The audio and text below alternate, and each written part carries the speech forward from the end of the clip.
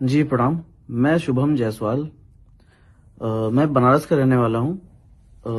आज काफी दिनों से, लगभग एक महीने से मेरे बारे में news channel, social networking sites और बड़े बड़े नेताओं के प्रेस कॉन्फ्रेंस में मेरे बारे में बोला जा रहा है कि मैंने जहरीली सिरप बेची है, जहरीली दवाओं का मैं क्रय विक्रय किया हूँ। मेरे द्वारा दवा बेची गई दवाओं से बच्चों की मौत हुई है, मासूम बच्चों की मौत हुई है। और भी काफी तरीके की बातें फैलाई जा रही हैं।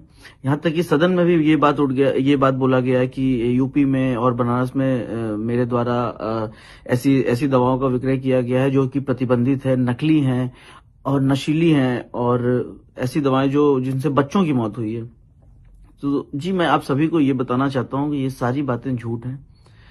माननीय अखिलेश यादव जी, जो कि समाजवादी पार्टी के राष्ट्रीय अध्यक्ष हैं, उन्होंने भी इस पे टिप्पणियां की हैं। उनके अलावा भी बहुत से नेता लोग ऐसा बोल रहे हैं कि मैंने जहरीली सिरप बेची है, बच्चों की मौत हो गई है, या खांसी हो तो आप सिरप मत पीजिए। जी, ऐसी इस तरीके की बहुत सी बातें हुई हैं। आप सभी को मैं बिल्कुल क्लियर करना चाहता हूँ, ये सारी बातें झूठ हैं। मेरे द्वारा ऐसा कोई कार्य नहीं किया गया है। आप देखिए कि ये है फेंसिडिल कफ सिरप। ये एबट हेल्थ केयर का आता है। एबट हेल्थ केयर एक मल्टीनेशनल कंपनी है। जी, आपको मैं बता दूं कि फेंसिडिल कफ सिरप ना ही प्रतिबंधित है, ना ही जहरीली है, ना ही किसी भी तरह की नारकोटिक श्रेणी में आती है। आप, मेरे पास डॉक्यूमेंट्स हैं इससे रिलेटेड जो भारत सरकार ने जारी किए हुए हैं। ये एक सामान्य श्रेणी की दवा है जिसको कफ होने पे यूज करते हैं।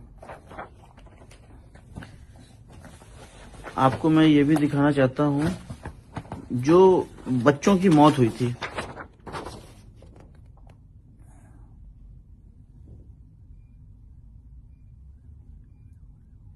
ये श्रीसन फार्मा द्वारा मैन्युफैक्चरिंग की गई थी। छोटे बच्चों की दवा है, पीडियाट्रिक दवा बोलते हैं, कोल्ड ड्रिप सिरप।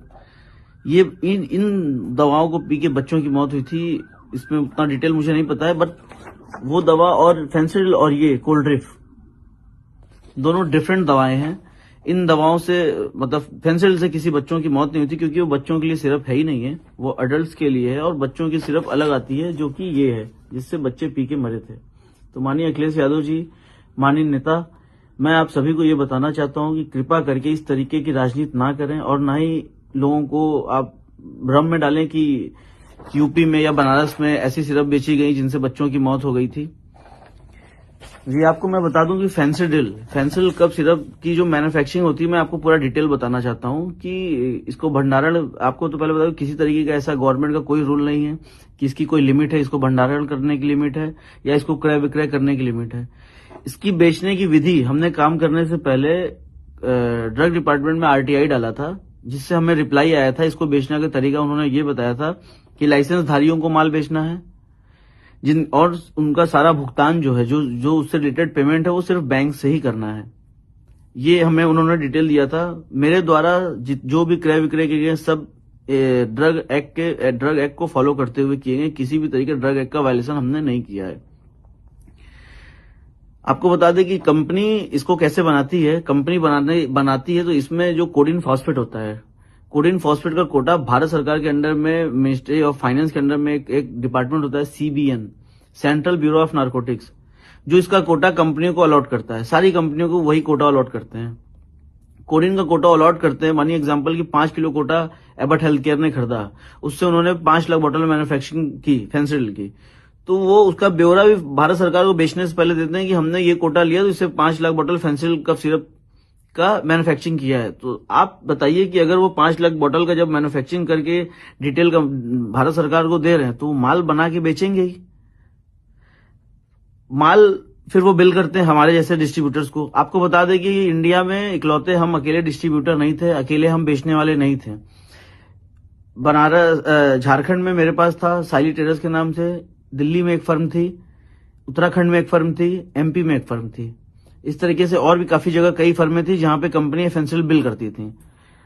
और गाजियाबाद में पकड़े गए माल में हमारे यहाँ का कोई माल नहीं था, साइली ट्रेडर्स का कोई माल नहीं था। सोनभद्र में साइली ट्रेडर्स का कोई माल नहीं पकड़ा गया, रांची में साइली ट्रेडर्स का कोई माल नहीं पकड़ा गया।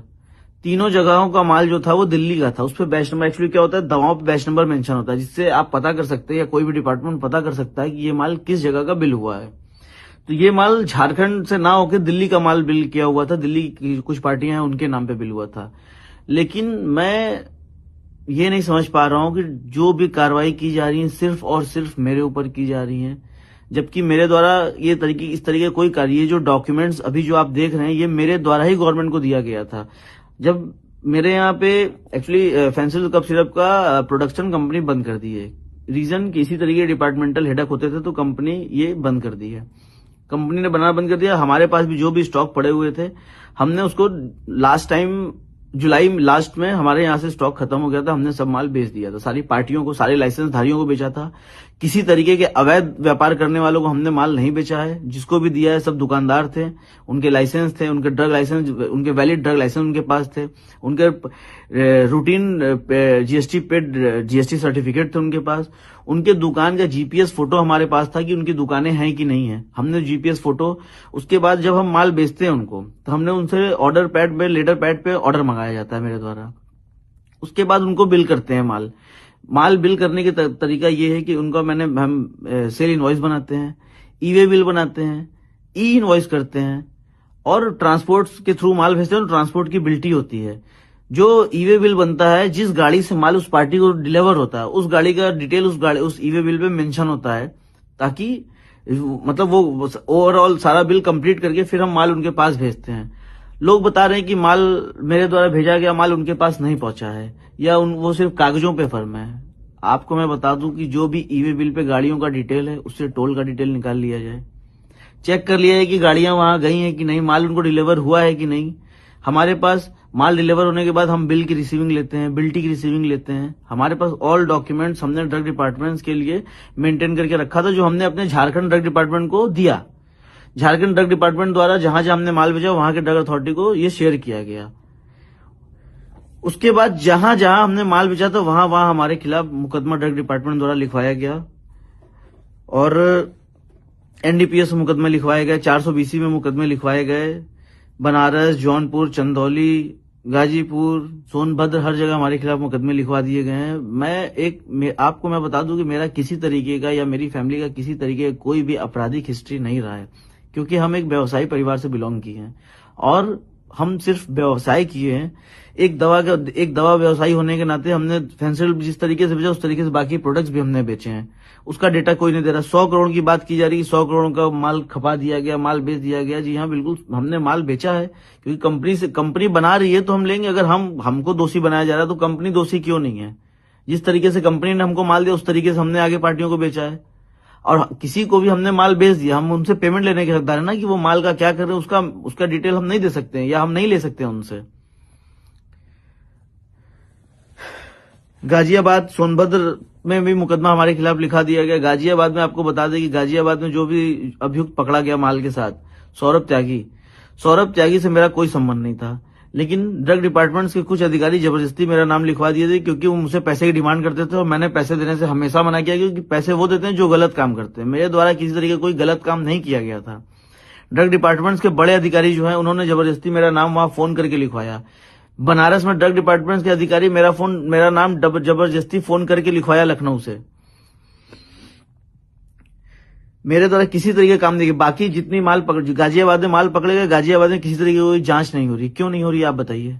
गाजियाबाद में माल पकड़ा गया अवैध तरीके से, वहां कोई एसआईटी नहीं बनी। वहां एसआईटी बनी है तो जांच वो हमारी कर रही है, वहां किसी तरीके की जांच नहीं कर रही है। दिल्ली की फर्मों की जांच नहीं चल रही है, मध्य प्रदेश की फर्मों की जांच नहीं चल रही है, उत्तराखंड की फर्मों की जांच नहीं चल रही है, जांच सिर्फ हमारी चल रही है। ऐसा हमें समझ में नहीं आ रहा है कि ऐसा मेरे साथ क्यों किया जा रहा है। मैं आपको ये भी बता दूं कि मेरा किसी तरीके की किसी राजनीतिक दलों से, किसी राजनेता से मेरा किसी तरीके का व्यापारिक संबंध नहीं रहा है। नॉर्मल भी किसी तरीके का मेरा किसी संबंध नहीं रहा है। फोटो वीडियो के बारे में मुझे नहीं पता उतना।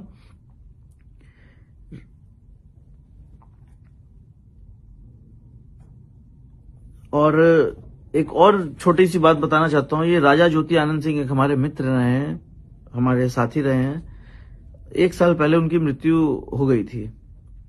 उसमें उनके फैमिली वाले मेरे ऊपर एलिगेशन लगा रहे थे कि हमने उनको जहर दे दिया है, कॉफी में जहर दे दिया। और ये मैं आपको बता रहा हूं कि इस तरीके कोई काम मेरे द्वारा नहीं किया गया था। उस टाइम भी मैंने बोला था, डिपार्टमेंट्स के सामने जाके मैंने सब चीज बताया था और सब चीज उनका पोस्टमार्टम हुआ था, उसमें भी सब क्लियर हो गया था। विसरा रिपोर्ट आई थी, उसमें आया था कि वो शराब के सेवन की वजह से उनकी डेथ हुई थी। उनकी तबीयत एक्चुअली परमानेंटली खराब थी उस टाइम। और उनके घर वाले हैं, उनके कुछ रिलेटिव, उनके जीजा, उनके पिताजी हमसे बहुत पैसे की डिमांड की लगभग, जो मैंने नहीं दिए, क्योंकि वो मुझे धमकी देके पैसे मांगते थे कि तुमको इसमें फंसा देंगे अगर पैसे नहीं दोगे तो। दोस्तों देखिए, लोग मेरे खिलाफ बहुत उल्टा सीधा बात कर रहे हैं। मैं किसी तरीके का कोई अवैध काम अपने द्वारा, मेरे द्वारा किया ही नहीं गया है। मुझे फंसाया जा रहा है। माननीय मुख्यमंत्री जी से मैं निवेदन करता हूं कि जांच आप करवा ही रहे हैं, मुख्यमंत्री जी जांच, क्लियर जांच कराइए ताकि मुझे फंसाया ना जा सके। मुझे हर जगह फंसाया जा रहा है, बाकी सारी पार्टियों को ये डिपार्टमेंट वाले बचा रहे हैं और सिर्फ मुझे फंसा रहे हैं। मैं आपसे निवेदन हूं, माननीय अखिलेश यादव जी से मैं निवेदन करता हूं कि कृपा करके गलत बातें आप ना बोलें। आप बड़े हैं, आप गार्जियन हैं, आप सीनियर हैं, और ये जो है कि एमपी और ये दोनों अलग हैं। मैं निवेदन करता हूं कि सदन में गलत बातें ना फैलाएं और किसी तरीके की मैंने ऐसा कोई कार्य नहीं किया जो अवैध हो। मैंने डिटेल, अगर इस पे नारकोटिक्स प्रोडक्ट ये होता और एनआरएक्स होता तो मैं इसका क्रय विक्रय कभी जिंदगी में नहीं करता। मुझे बहुत परेशानी हो रही है, मैं बहुत झेल रहा हूं और मैं इसलिए हटा बढ़ा हूं क्योंकि देखिए, मैं एक व्यवसायी हूं। मैं कभी पुलिस फौजदारी केस जेल मैंने नहीं देखा है और पुलिस का नाम सुन के सबको डर लगता है।